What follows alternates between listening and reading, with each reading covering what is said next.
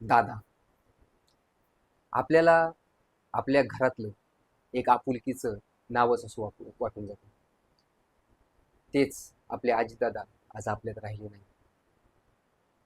प्रत्येक घरातल्या माणसाला लहानांपासून तर थोरांपर्यंत दादा हे आपलेसे वाटायचे. फक्त पुणे जिल्ह्यासाठीच नाही तर महाराष्ट्रासाठी ते हक्काचे दादा होते.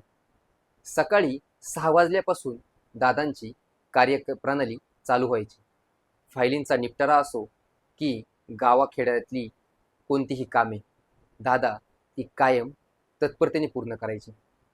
ए हे काम तुझं नक्की होईल, ए हे काम होणार नाही, असं हक्काने सुद्धा सांगणारे ते फक्त दादा होते. खरंच दादा आज आपल्यात नाही याच्यावर विश्वासच बसत नाही. आदल्या दिवशी दादांचं भाषण ऐकलेलं आपण असतं आणि दुसऱ्या दिवशी सकाळी बातमी येते, दादांचा विमान अपघातात मृत्यू. खरंच ही बातमी मनाला चटका लावून जाते. कारण दादा म्हणजे जरी महाराष्ट्राचे उपमुख्यमंत्री असले तरी आपल्या घरातीलच कोणतरी माणूस गेला आहे याची भावना ही तेव्हा निर्माण झाली होती. दादांनी जर सकाळी 6ची वेळ दिलेली असेल तर दादा 5:45लाच तिथे उपस्थित असायचे. अधिकाऱ्यांची व सर्वांची तारांबळ व्हायची. कारण दुपारी कोणते उद्घाटन करायला लागू नये म्हणून कोणाची लोकांचं गैरसोय होऊ नये याची दादा काळजी घ्यायची. म्हणून सकाळपासूनच ते कामाला सुरुवात करायची. खरंच महाराष्ट्राला लाभलेला शेवटचा लोकनेता असंच दादांबद्दल म्हणावं लागेल. दादा हे हक्काचं पान होतं म्हणजे लोकांसाठी. कारण बारामती, पुणे जिल्हा, संपूर्ण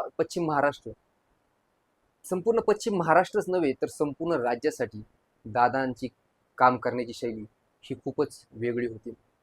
तब्बल 6 वेळा उपमुख्यमंत्री पदावर विराजमान होण्याचं दादा झाले होते. कधी कधी तर वाटतं उपमुख्यमंत्री पद हे दादांसाठीच बनलेलं असो.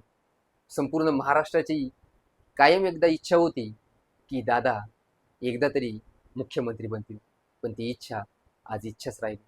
खरंच खूप नेते झाले, खूप नेते होतील, पण दादांसारखा लोकनेता या महाराष्ट्राला परत मिळणार नाही ही खंतच.